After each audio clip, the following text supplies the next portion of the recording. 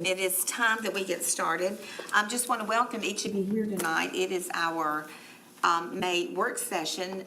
Next week, we do have a meeting on the 15th at 6, but tonight is a work session where we kind of go over and discuss things that we'll be voting on next week.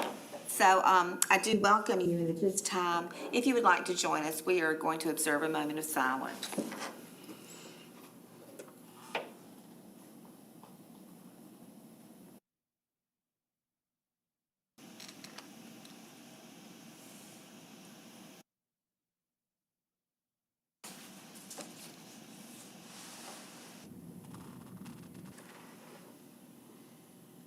Amen. Thank you so much. And at this time, I'm going to ask Scott Dixon of Walhalla Middle School to come and introduce our young lady, Ava Fortson, who's going to lead us in the Pledge of Allegiance. Well, Ava Fortson is a sixth grader at Walhalla Middle School. She's also a former Tomasi Salem Elementary School student. So our theme tonight is going to be a little bit about transition from elementary to middle. So Ava is a bright student, a very good student, a bright future ahead of her. So we're going to let Ava come up and lead us in the pledge tonight. Great. Just stand with us, please. Pledge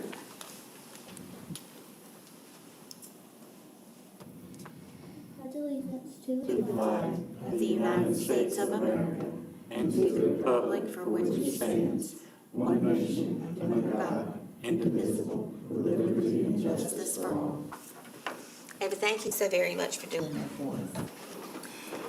And as Mr. Dixon already alluded, we have two school highlights tonight that we're going to, two principals, two schools we're going to recognize. The first is, I don't know which order you're going in, but Tomasi Salem, and from Walhalla Middle, we have Scott Dixon with us tonight.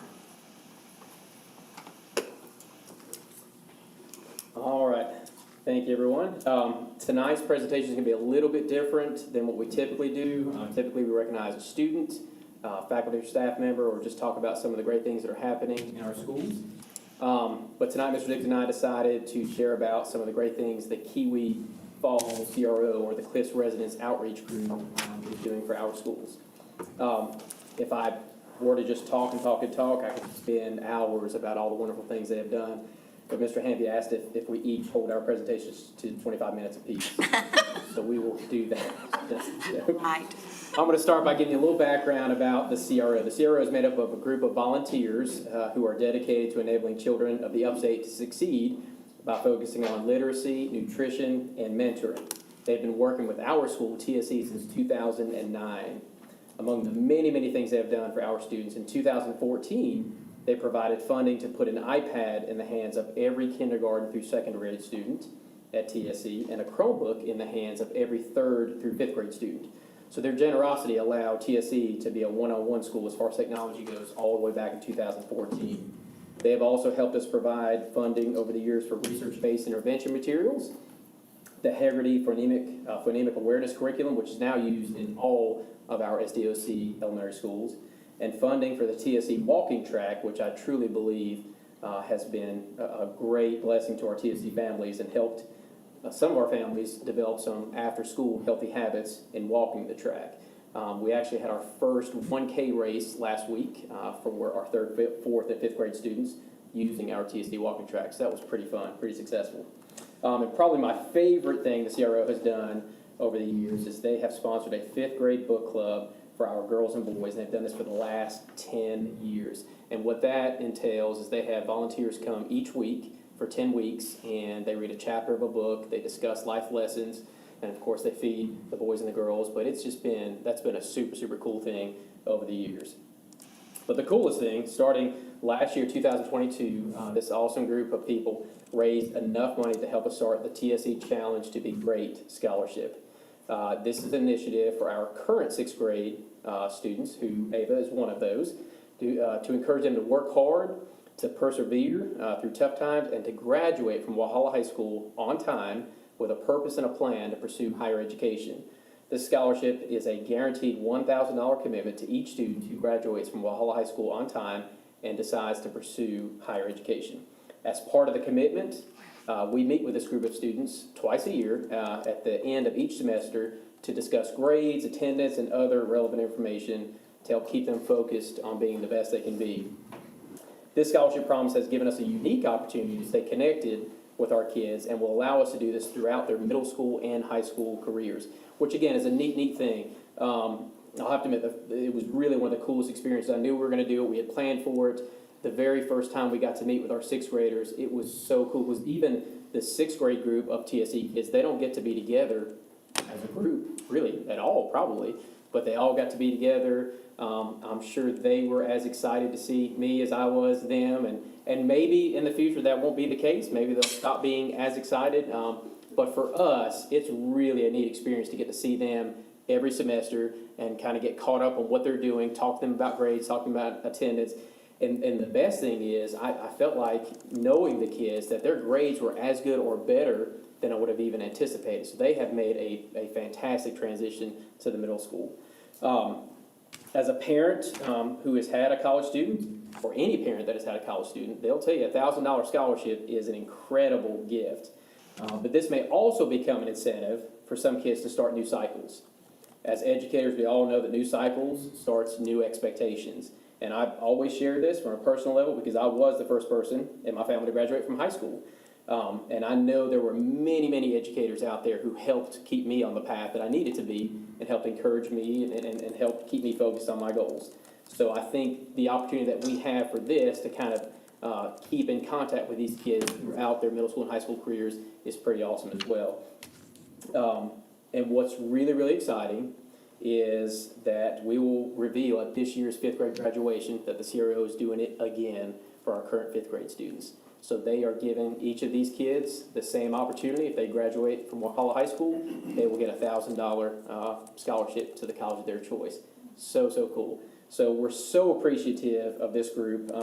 They really promote the value of education and everything that they do, and they heavily support our students. And they've done it for many years. But now they're transitioning and they're helping them through the transition of middle school and high school and now even the college years. So very excited about the CRO.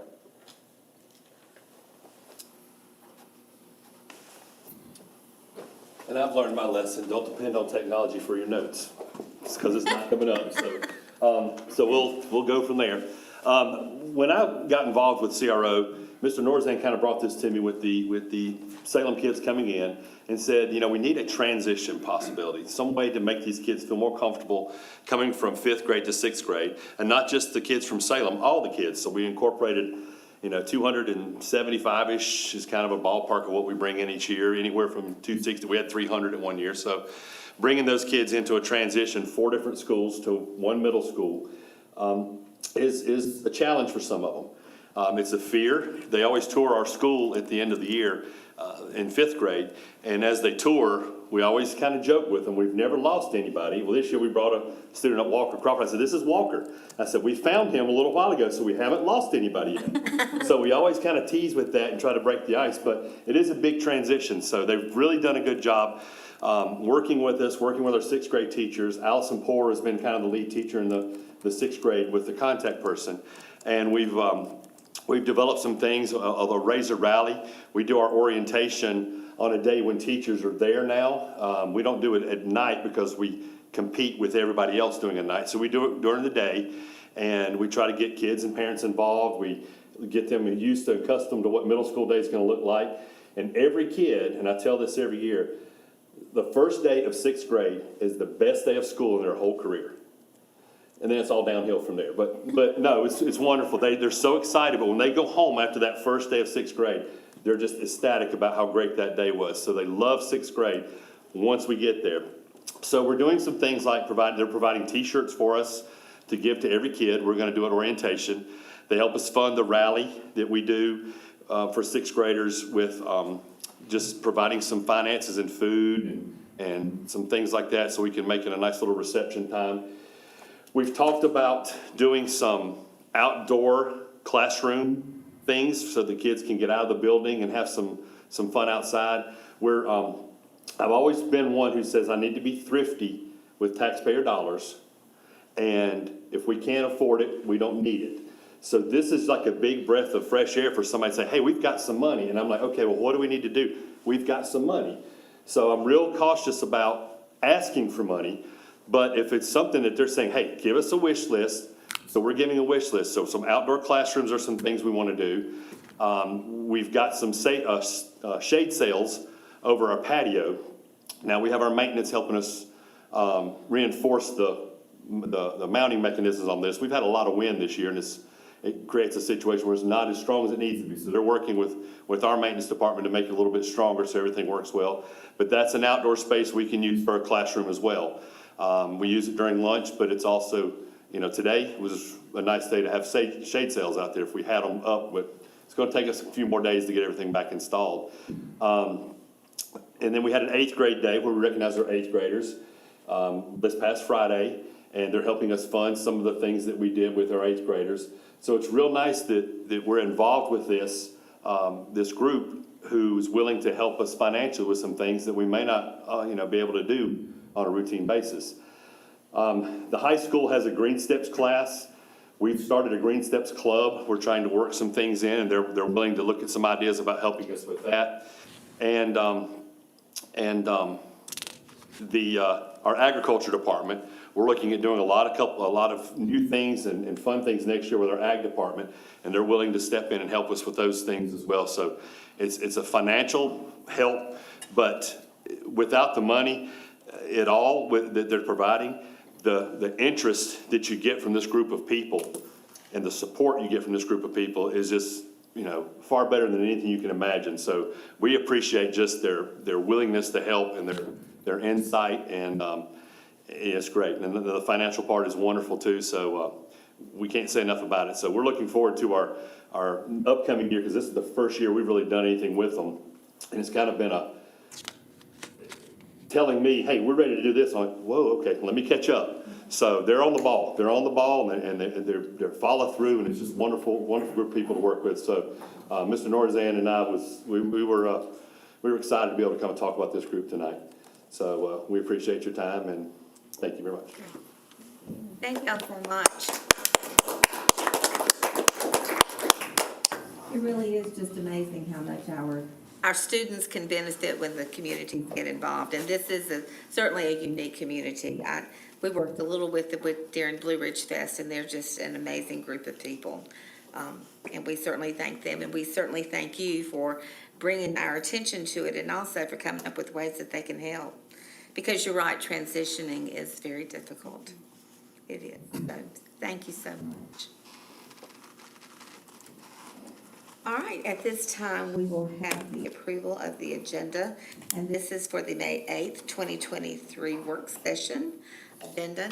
Anybody see anything to be added or changed? All right, if not, then this will be approved with no objection. And at this time, do we have anyone with public comment? Okay. None.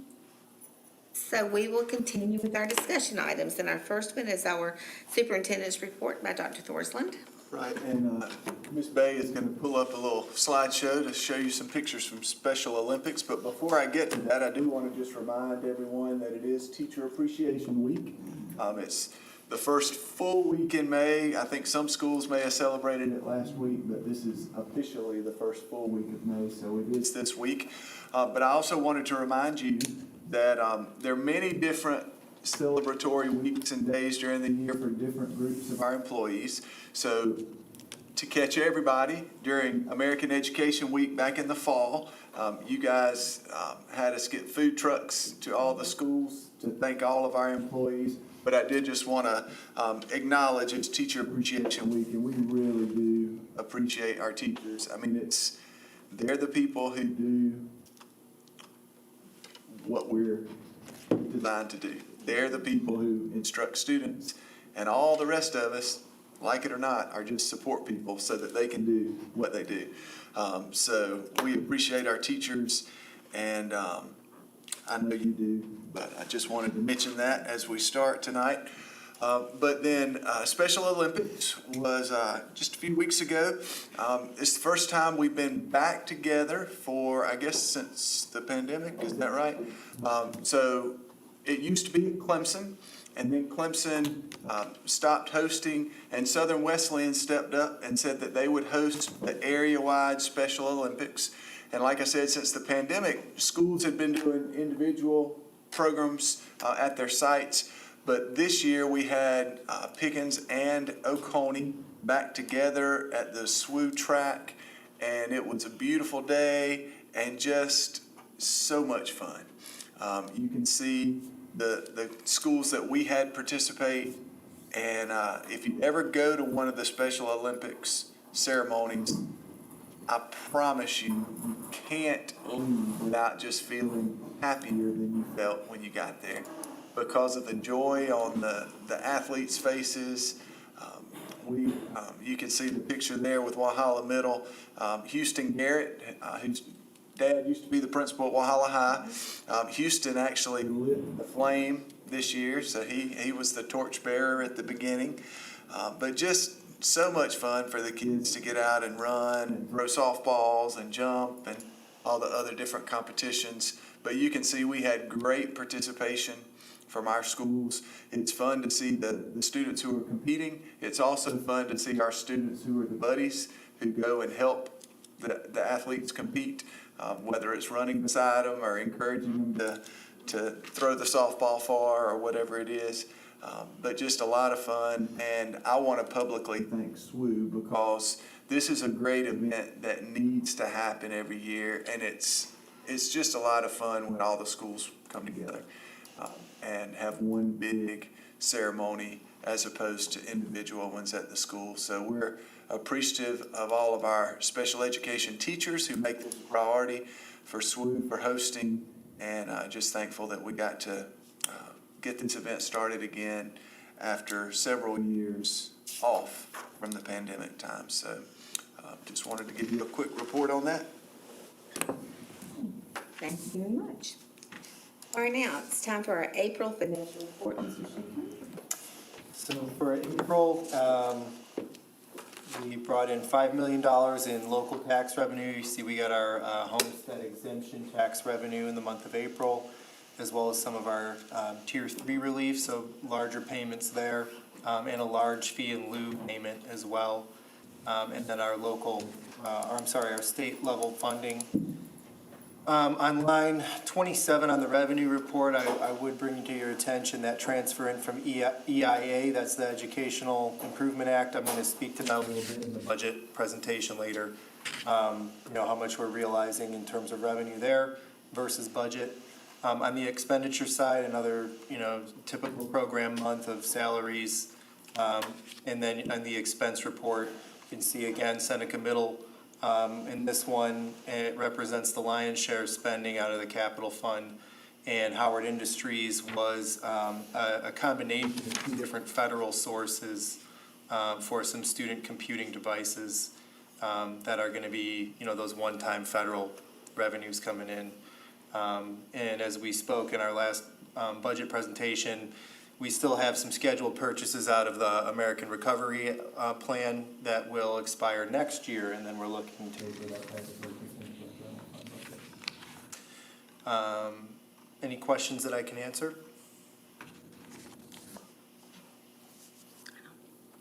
I don't think there were any. Okay.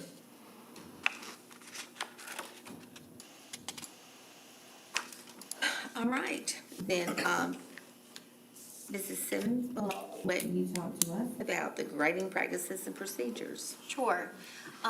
We were wanting to just bring this document to your attention. We're not looking at trying to make this policy, but just allowing you to see some of the information that we have put out as practices and procedures for grading that we are go over every year with our principals. This particular document was created quite some time ago when Dr. Lucas was superintendent. We kind of brought it back to life when we had some requests from principals to go back and look at it to be sure we could have some more concrete practices and procedures that we are working with within our schools. So they actually helped make some revisions to this document a few years ago, and then we bring it up as we get close to the end of the school year in preparation for the next school year. So our plan is to review this on Wednesday at our principals meeting, but we wanted y'all to see what we presently have in place. Majority of these sections do actually come straight from policy, just so that teachers and administrators are aware of what our policy states as far as for withdrawal from courses, our floor grades, some of those particular sections. The two sections that I believe we will continue to have some discussion on Wednesday are the reassessment section. That is one that does not come from policy, but that was something that was put in place quite some time ago, as far as giving students a particular amount of times to reassess. Of course, it does say that there has to be a reteaching component completed prior to a reassessment. And then also the number of major and minor assessments that are asked for teachers to give. We have a minimum amount and a maximum amount set at this time. So we will be looking at those two sections, seem to have the most questions related to them for potential revisions. So our goal would be, since we're not putting this into policy, would be to have it posted under the parent section of our website, so our parents were more aware with what our grading practices and procedures are. So if they did have questions, they'd be able to reach out to their child's teacher to get those questions answered. That way we're just being more transparent with what our practices and procedures are. So if you have any particular questions, I'd be more than happy to answer those. And I think our plan is then to share it back with you if we make any revisions with the principals, so you're aware of what those revisions were as well.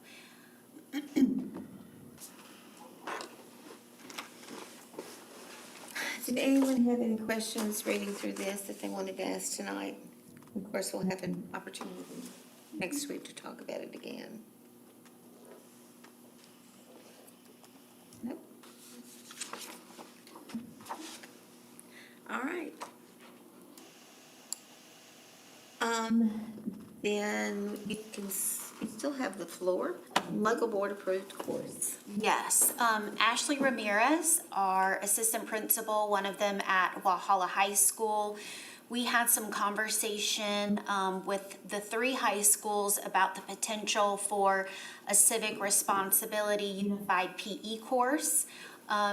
Ms. Ramirez has had experience with this course in Pickens County, where she has come from, and we talked with our special services department and the three high schools, and this is something that Ms. Ramirez volunteered to kind of take on to write up the local board approved course.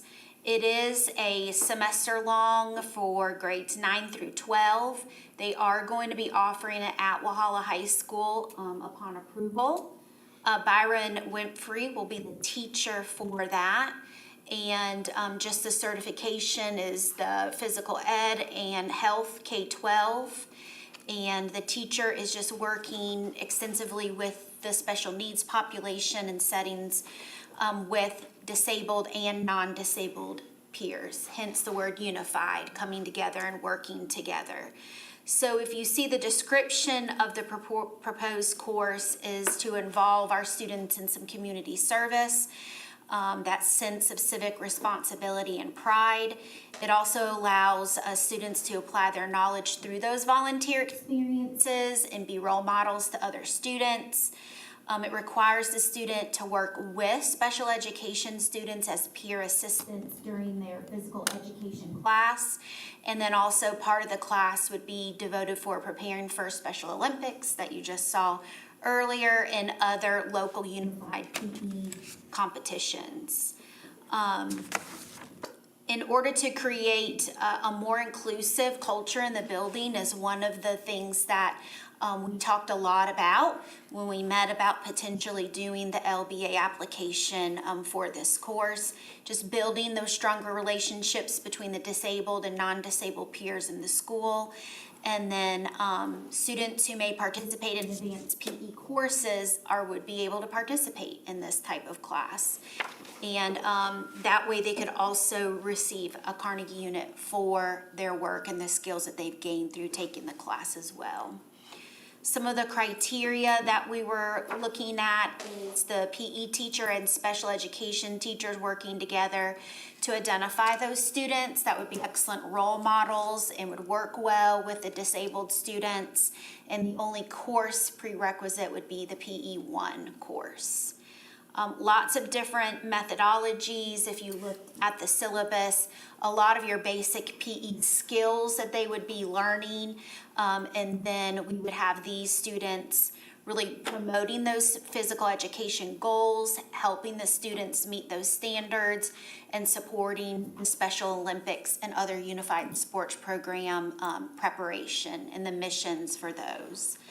And if you scroll down to the standards, it has 4 main encompassing standards that would be proposed for the course as well. And in the syllabus, you would see those 4 standards repeatedly through the syllabus with the different skills and tasks that the students would be participating in, lots of teacher observations, and those types of monitoring of the learning that would take place in the class. So I think this would be a really great addition to bringing that unified feel to our buildings. And I know we have a lot of students that would love to participate in an opportunity like this.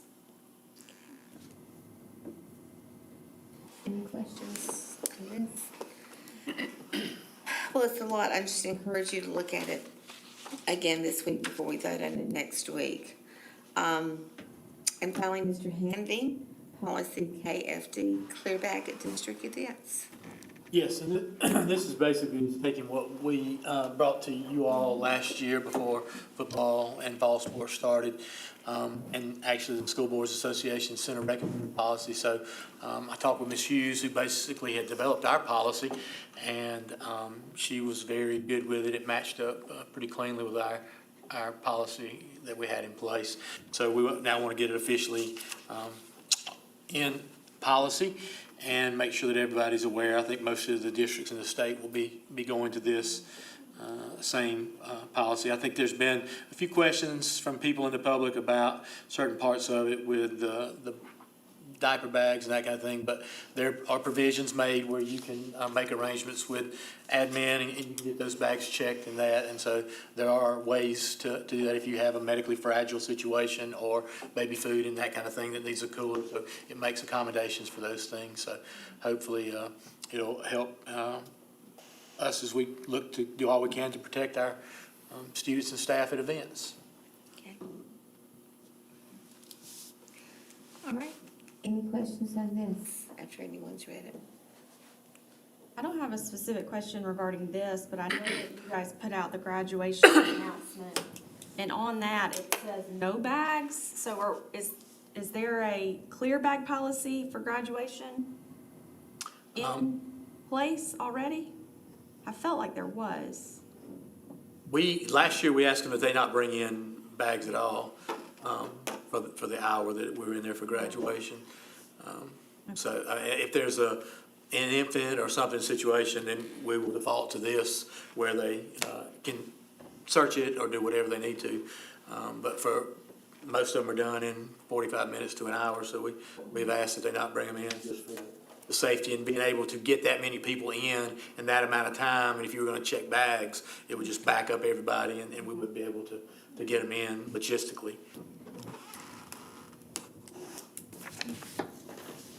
Any other comments or questions? All right, the next item we have is the public hearing on the FY24 general fund budget.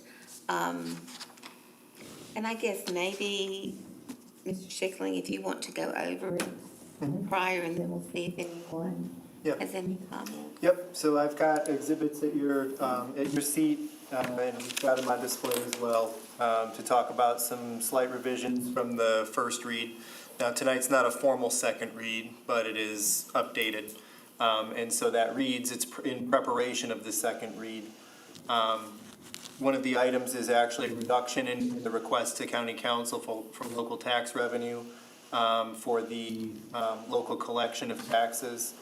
We are requesting 49.7 million, and we, to date, this year, have collected close to 49.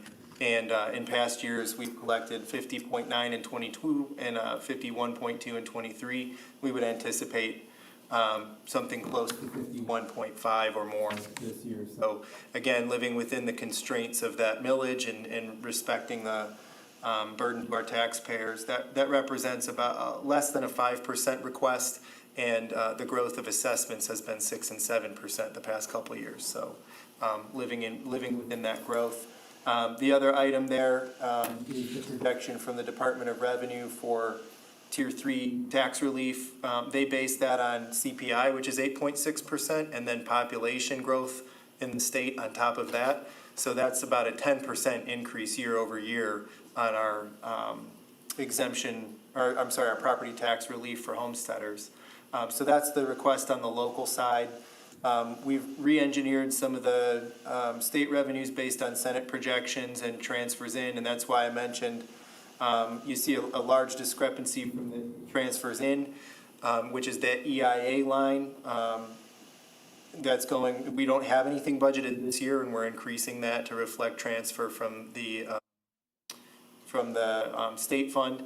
And part of the reason for that is when the state consolidated 20-something line items of aid last year in the various projections that came from the state ed department, there were about 10 different iterations of what that would look like. Some of them were all in one payment. Some of them were in a couple payments or 2 different payments, 3 payments. And so when the budget was established last year, it was based on one of the iterations that had everything coming in one payment. So in our current budget, we've really overstated our general fund revenue from the state, but understated our transfers in. So, I recall Mr. Herring asking a question about that last meeting, and in last year's conversion to that, it was a little bit convoluted. So we're trying to more accurately depict where those revenues are coming in. And then in January, we received a notice from the state that said when they had calculated those payments, they were including benefit support that really shouldn't have been included in there. And they reduced our allocation by $500,000 for the current year in January. So we're being a little bit conservative on what we're budgeting to that transfer in to make sure that we'll fully realize that with no adjustments mid-year coming in. So that's where we stand in terms of state support. And on the expense side, again, just some minor modifications there. I won't go over them in detail. But we have made some adjustments based on what the Senate would like to see for bus driver salaries, what we've heard from other districts as they get further in their process about their goals for teacher compensation and our desire to maintain our competitiveness. And so that's where those adjustments came in with just some slight increases to the budget for salary and related benefits. And I will turn it over to Dr. Thorsley, who I know wanted to say something about one of our postings and how we intend to fund it and what it means to the district. Thanks. I just wanted to mention that we have a director of elementary special ed being posted right now, which is a new position, and explain that publicly. Ms. Holder thought this would be a good idea, and I agree, just to share with everybody why that's being posted and where it's being funded.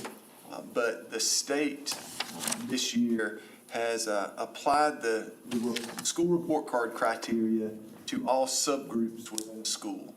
As long as the school has 20 students, I believe. If they have 20 students in a subgroup, then they go through and they reapply the metrics for the school report card to just that subgroup to see how the subgroup's performing. And if they're not performing at certain standards, then the school receives a designation. So one school could receive multiple designations for poor performance if different subgroups within that school didn't reach criteria that are set at the state level. So we had 7 elementary schools in Oconee County that received a designation. The acronym is ATSI, which basically means we're underperforming in a particular subgroup. And the subgroup for us was special ed. All 7 schools that were designated were only designated in that particular subgroup. So we need to do some work to get that corrected. Now, that doesn't worry me too much because students are identified as special education because they have challenges to learn. So it's not unusual to me that sometimes special ed students as a subgroup themselves wouldn't perform as well as the entire school. However, we want to do better, and the state is providing funding for school districts to help overcome those designations and the poor performance in those subgroups. So that position that's being advertised is actually not going to be part of the general fund budget. It would come through that special funding for those, to address those ATSI designations. We are advertising that now. We've got some very good applicants. And anyway, so just wanted to explain that and happy to answer any questions. Do you mind if I add something? Sure. I did want to say that this is statewide, especially in this subgroup. 400 schools in the state have been identified as ATSI schools, which is an extremely high number of schools. So I did want you to know that this is something that they're seeing across the state with their identification. The next subgroup down was 119 schools. So you can see there's a very big difference with that. But I did want to just thank our 7 principals who came last Friday. We started working on their ATSI plans for their schools. And, they want to do whatever they can possibly do to continue to support their special education teachers and their students. So I just want to say thank you to them for spending that extra time to do that.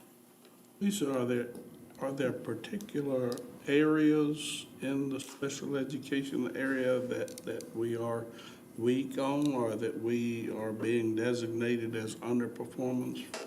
It's a big picture look. It's not just for reading or just for math. We did talk on Friday. Dr. Arnold is going to look at trying to maybe see how much he can break that data down.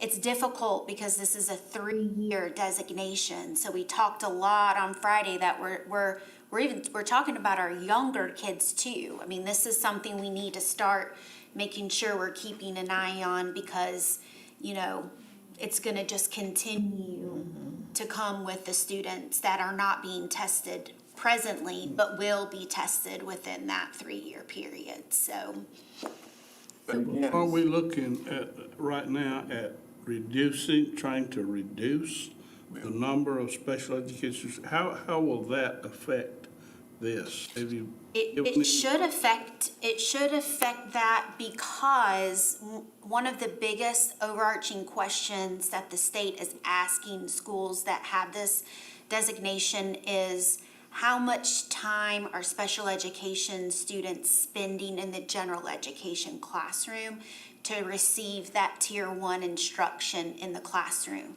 So our department principals, special ed teachers, I think they're really working hard to look at students' IEPs, on the minutes of service they have to be sure they are really working on those specific skills. It doesn't necessarily have to fit in the normal. We've always kind of operated on a 45-minute resource block, but maybe they don't need that much time, to focus on those specific skill areas and being a little more creative with scheduling. I think a lot of our special ed teachers are definitely on board with trying to see how the students' needs could be maybe met a little differently to give them more time in the general education classroom receiving that tier 1 instruction, but also to go back about the specific areas like in our ATSI plans for the schools. they are addressing reading and math so that we're covering both subject areas as we move forward. And then their third performance goal is something a little more school-specific, related directly to something that they may be working on within their special education sector of their school too. But it's not only test scores because they just apply the report card formula. So it does include student satisfaction. It includes science as well as the English and math. So there are several ways that we can look to improve, and we're gonna certainly do that. But this position that we're advertising for, one of the tasks would be to help our elementary schools. I know that it's difficult to assess that particular area. It is. And I imagine that a lot of it is pretty subjective too, maybe, I don't know. If I could also just add that middle schools and high schools can also be on this list. So I think it speaks volumes for us that we don't have any of our schools there. And I think what we want to do is focus on raising these up so that as these progress and then over the next 3 years into that area, that we stay off of those lists. Absolutely So, right. I think you've done a good job. Thank you.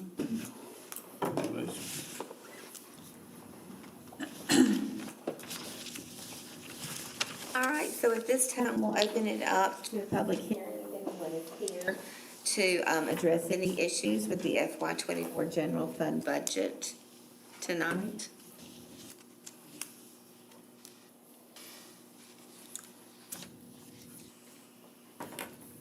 I don't see anyone looking to that. All right. I take it then that we have no questions from the public, but thank y'all for being here. All right, that ends our regular meeting for tonight. We have a section set aside now for board member comments. If anyone has anything that they would like to address about tonight's meeting or. I'd like to echo Dr. Thorsland's comments in wishing a happy teacher appreciation to all of our teachers as well. Absolutely. And thank you to the Cliffs organization for what they've been doing. That is huge. Fifth graders going in sixth are nervous, and I hope that is going to be very positive. You really will. They're a great group. Anyone else? All right, thank you.